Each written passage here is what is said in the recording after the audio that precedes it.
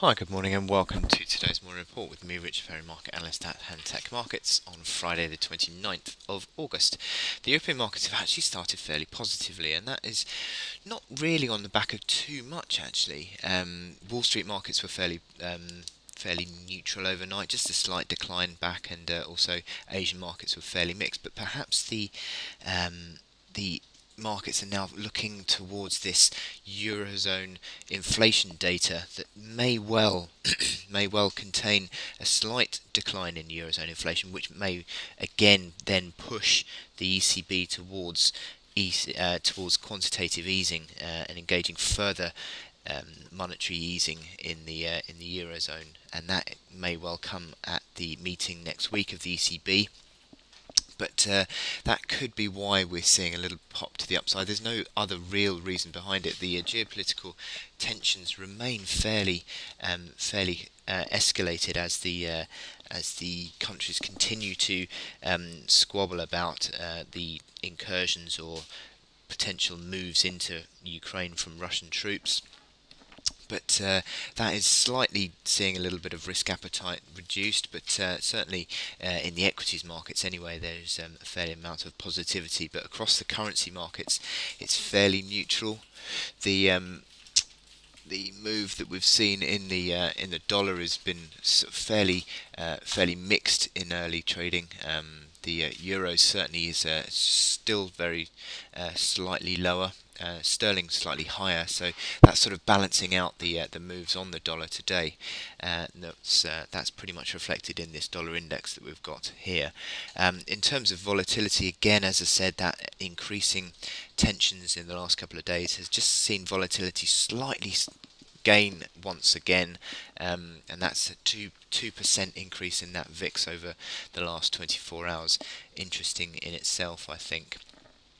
Now, in terms of what we're looking out for today, as I said, the big focus is this inflation data for the ECB, for the Eurozone, and that comes out at 10 o'clock. Now, we had the German retail sales out overnight, just disappointed slightly, 1.4% down against an expectation of 0.1% gain. And that follows on from the inflation data that we had for Germany and Spain yesterday. The German inflation data actually was fairly supportive, though.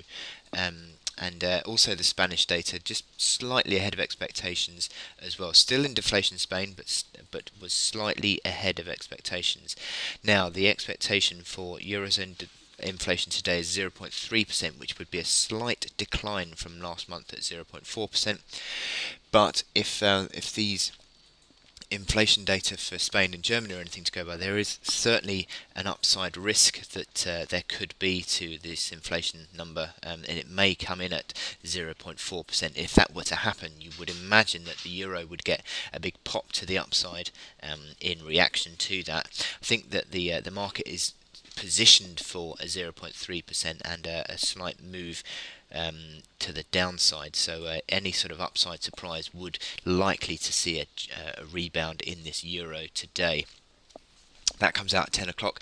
Then into the afternoon, we get the North American data. We've got Canadian GDP, 1.33% is expected on the year-on-year number.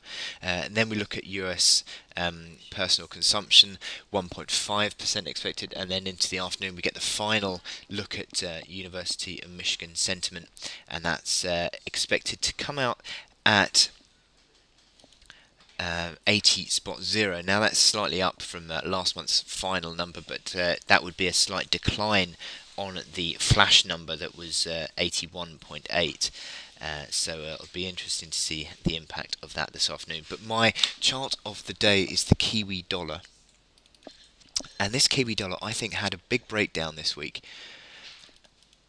It moved below this key support at 84. And that, in my opinion, just completes rather a large top pattern. If you look back over the course of the last year or so, it's never really had this breach of a key reaction low, and I think that is a big move down to the downside now. And that sort of now completes this double top pattern, which could ultimately mean that we come back and retest that key February low that comes back around 80.50. Now, just zooming in slightly, also, just in the last few days, really, I think what we've seen is a pullback to the neckline.